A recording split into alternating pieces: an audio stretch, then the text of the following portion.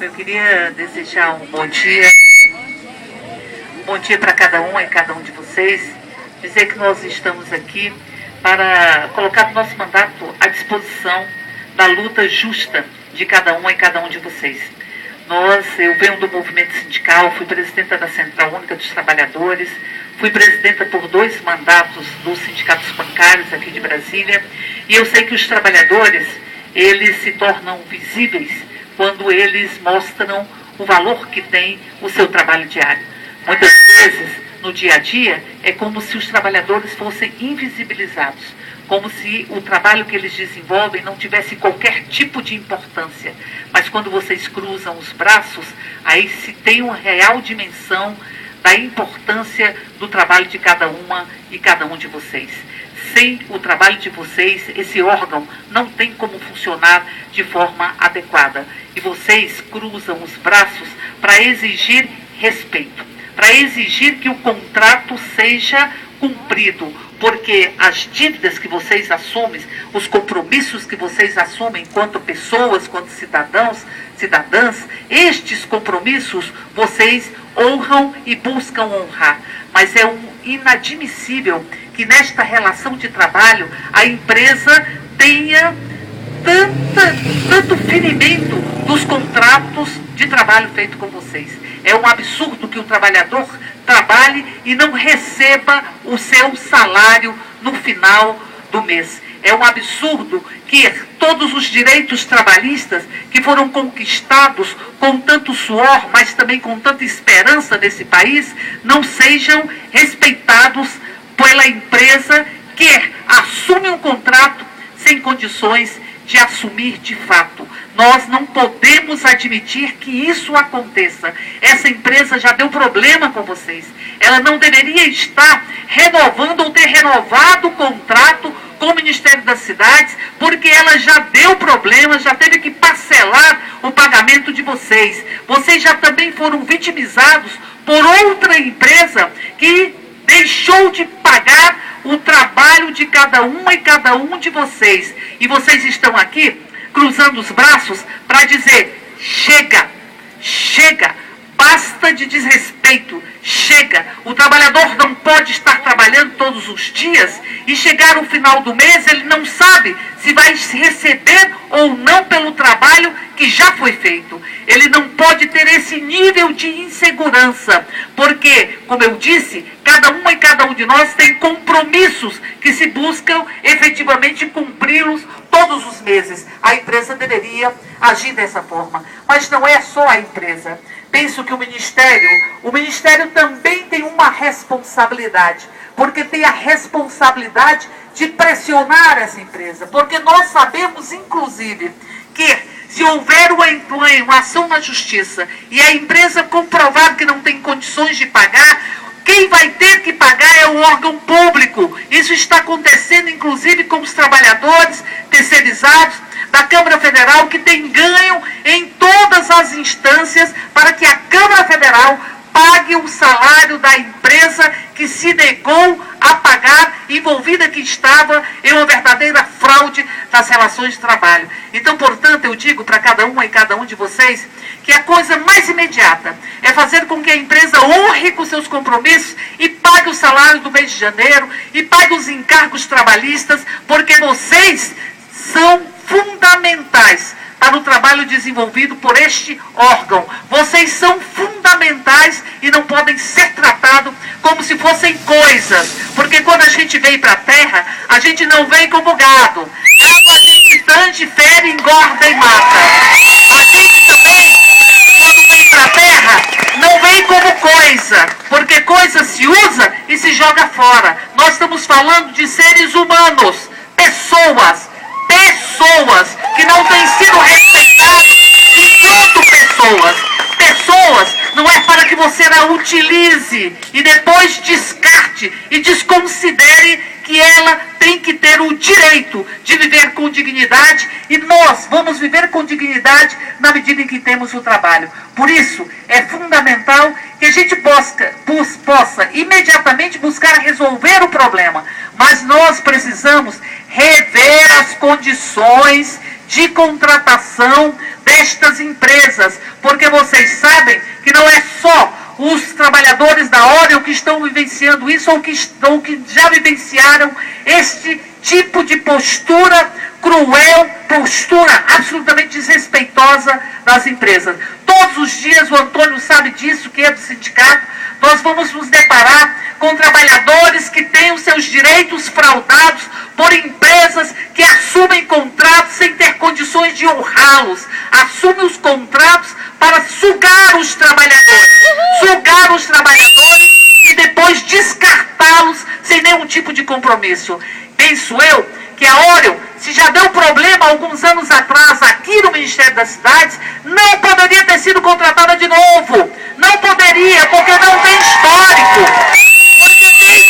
Porque tem um histórico de problemas em honrar os compromissos básicos dos trabalhadores. Por isso, nós vamos estar na Câmara Federal fazendo uma audiência pública para discutir a reformulação das normas de contratação, para que os trabalhadores não tenham que ficar, vez ou outra, ou quase sempre, sofrendo a angústia de ter trabalhado e ter o seu trabalho ido pelo ralo, porque esse é o sentimento.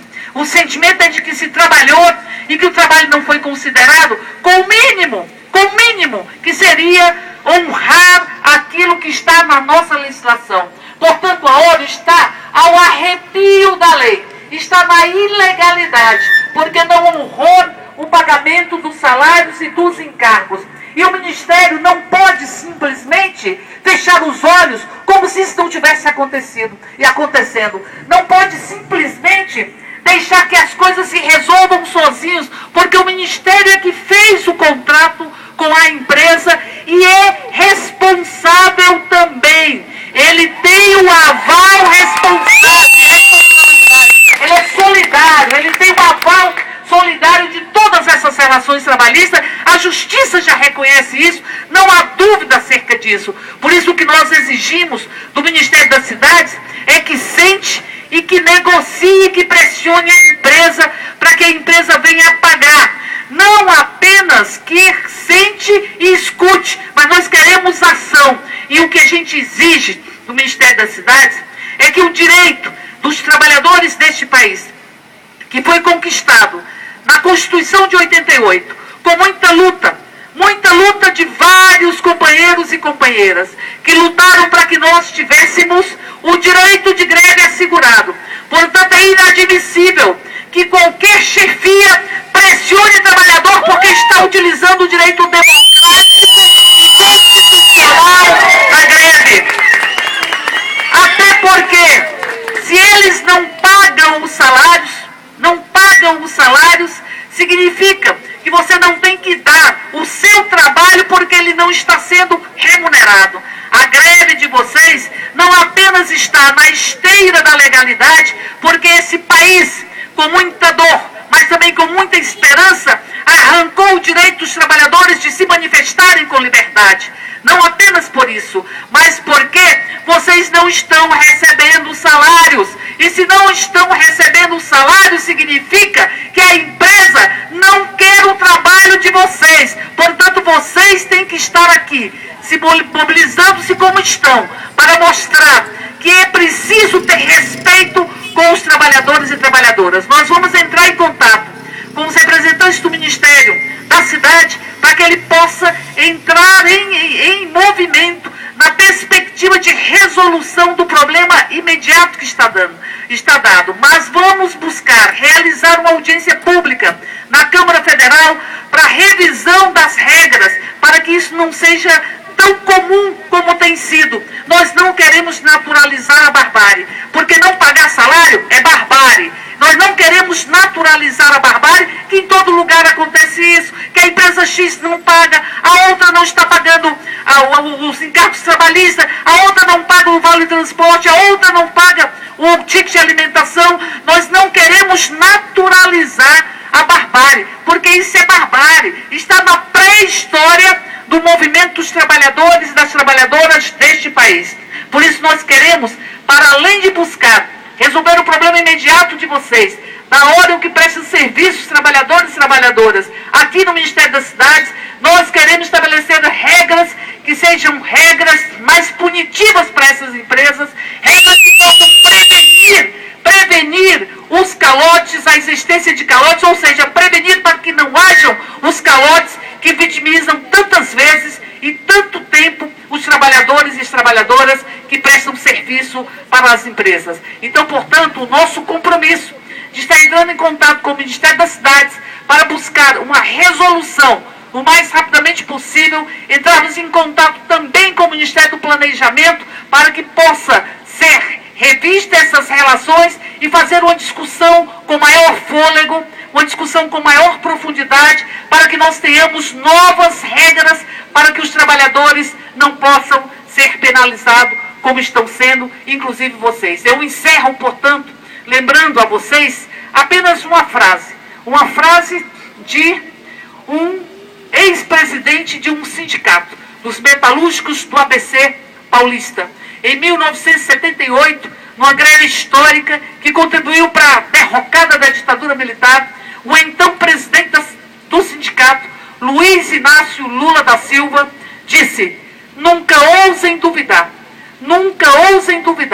da capacidade de luta e de transformação da classe trabalhadora brasileira. Nunca ousem duvidar da capacidade de luta de vocês.